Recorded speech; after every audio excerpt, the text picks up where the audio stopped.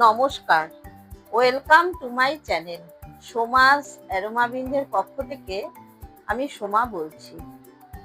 আজ আমি শেয়ার করছি মাছ ভর্তা। যে কোনো বড় মাছ দিয়ে এই মাছ ভর্তাটা আপনারা বানাতে পারেন। গরম গরম ভাতের সাথে এই মাছ ভর্তা খেতে অসাধারণ লাগে। খুব কম উপকরণ দিয়ে চটজলদি এই রেসিপিটা তৈরি করে নেওয়া যায়। রেসিপিটা ভালো লাগলে একটা লাইক করে চ্যানেলটা সাবস্ক্রাইব করার অনুরোধ রইল। তাহলে রেসিপিটা শুরু করা যাক। মাছ ভর্তা বানানোর জন্য এখানে নিয়েছি 3 পিস রুই মাছ। এবারে মাছের মধ্যে দিয়ে দিচ্ছি সামান্য একটু লবণ, সামান্য একটু হলুদের গুঁড়ো আর সামান্য একটু কাশ্মীরি লঙ্কার গুঁড়ো। এবারে মাছের গায়ে লবণ, হলুদ আর লঙ্কার গুঁড়ো খুব ভালো করে মাখিয়ে নিচ্ছি। একঘেয়ে দেখবেন মাছের ঝোল ঝাল খেতে একদমই ভালো লাগে না, তখন এইরকম মাছ ভর্তা বানিয়ে খাওয়াই যায়। আর গরম ভাতের সাথে খেতেও ভীষণই ভালো লাগে। মাছের গায়ে লবণ, হলুদ, লঙ্কার গুঁড়ো মাখিয়ে নিয়েছি। এবারে 10 মিনিট রেখে দেব। 10 মিনিট পর ফিরে আসলাম। গ্যাসে একটা ফ্রাইং প্যান বসিয়ে তাতে দিয়ে দিলাম 2 চামচ মতো সর্ষের তেল। প্রথমে মাছের টুকরোগুলো ভেজে নেব। তেল ভালো মতো গরম করে নিয়েছি। এবারে গরম তেলের মধ্যে লবণ, হলুদ, লঙ্কার গুঁড়ো মাখানো মাছের টুকরোগুলো ছেড়ে দিলাম। এবারে মিডিয়াম ফ্লেমে উল্টে পাল্টে মাছের টুকরোগুলো ভেজে নেব। মিনিট 5 সময় ধরে বেশ লাল করে উল্টে পাল্টে মাছের টুকরোগুলো ভেজে নিয়েছি।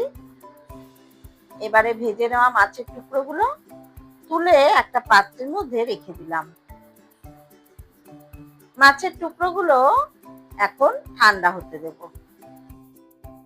এবারে ওই তেলের মধ্যেই দিয়ে দিচ্ছি একটা স্লাইস করে কেটে নেওয়া পেঁয়াজ। যেই তেলটা আছে এই তেলে পেঁয়াজটা ভাজা হয়ে যাবে। মিডিয়াম ফ্লেমে পেঁয়াজ একটু লাল করে ভেজে নেব। মিনিট 3-4 সময় ধরে মিডিয়াম ফ্লেমে পেঁয়াজটা বেশ লাল করে ভেজে নিয়েছি। এবারে ভেজে নেওয়া পেঁয়াজ তুলে অন্য একটা পাত্রে রেখে দিচ্ছি। পেঁয়াজ ভাজার পরে প্যানে আর দেখুন একদমই তেল নেই, তাই আমি আবারও সামান্য একটু তেল প্যানের মধ্যে দিয়ে দিলাম। এই মাছ ভর্তা বানাতে কিন্তু খুব বেশি তেলের একদমই প্রয়োজন হয় না। এবারে আমি তেলের মধ্যে লঙ্কা ভেজে নেব। শুকনো লঙ্কা দিয়ে দিলাম 3টে শুকনো লঙ্কা। শুকনো লঙ্কা 3টে ভেজে নিয়েছি। এবারে দিয়ে দিচ্ছি বেশ কতগুলো রসুনের কোয়া।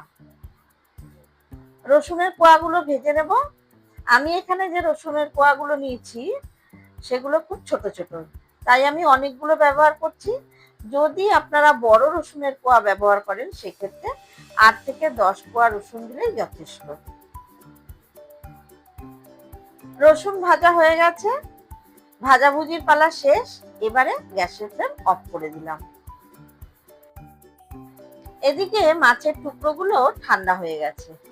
এখন আমি মাছের কাঁটাগুলো খুব ভালো করে বেছে নেব। মাছের কাঁটা বেছে নেওয়া হয়ে গেছে। ভালো করে একটু দেখে নিলাম যে এর মধ্যে আর মাছের কাঁটা আছে কিনা। এবারে স্বাদ মতো লবণ দিয়ে শুকনো লঙ্কাগুলো খুব ভালো করে ভেঙে নিচ্ছি।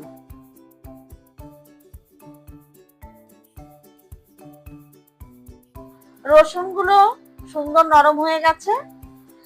এবারে কাঁটা ছাড়িয়ে নেওয়া মাছ এর মধ্যে নিয়ে নিলাম। তারপর দিয়ে দিলাম অল্প পেঁয়াজ কুচি, 4টে কাঁচা লঙ্কা কুচি আর অল্প ধনেপাতা কুচি। এবারে সমস্ত কিছু খুব ভালো করে মেখে নেব। আমি এখানে কাঁচা লঙ্কা, শুকনো লঙ্কা দুটোই ব্যবহার করেছি।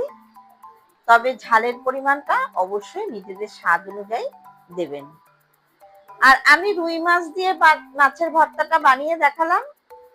আপনারা যে কোনো বড় মাছ যেমন কাতলা মাছ, ইলিশ মাছ, ভেটকি মাছ দিয়েও এই মাছের ভর্তা বানিয়ে গরম গরম ভাতের সাথে খেতে পারেন। আশা করছি ভীষণই ভালো লাগবে। সব শেষে দিয়ে দিলাম 1 টেবিল চামচ কাঁচা সর্ষের তেল। সব শেষে এই কাঁচা সর্ষের তেল দিলে ভর্তার স্বাদ কিন্তু দ্বিগুণ বেড়ে যাবে। আমাদের রুই মাছের ভর্তা একদম তৈরি। ওপর থেকে দিয়ে দিলাম একটা কাঁচা লঙ্কা আর একটা ভাজা শুকনো লঙ্কা। একঘেয়ে রুই মাছের ঝাল ঝোল না খেয়ে মুখের স্বাদ বদলাতে অবশ্যই এই রুই মাছের ভর্তাটা বাড়িতে ট্রাই করুন। প্রত্যেকের বাড়িতে রুই মাছ, কাতলা মাছ হামেশাই আসে, কাজেই এই রান্নাটা করা ভীষণই সহজ। রেসিপিটা কেমন লাগলো অবশ্যই কমেন্টের মাধ্যমে জানাবেন। যদি ভালো লাগে তাহলে অবশ্যই লাইক করবেন, শেয়ার করবেন। আর যারা আমার চ্যানেলে নতুন বন্ধু তাদের কাছে অনুরোধ রাখবো, প্লিজ চ্যানেলটাকে সাবস্ক্রাইব করে পাশে থাকবেন। আর বেল আইকনটাতে অবশ্যই ক্লিক করবেন যাতে আমার সমস্ত নতুন ভিডিওর আপডেট সবথেকে আগে আপনাদের কাছে পৌঁছে যায়। ফিরে আসবো আবারও কোনো নতুন রেসিপি নিয়ে। ধন্যবাদ।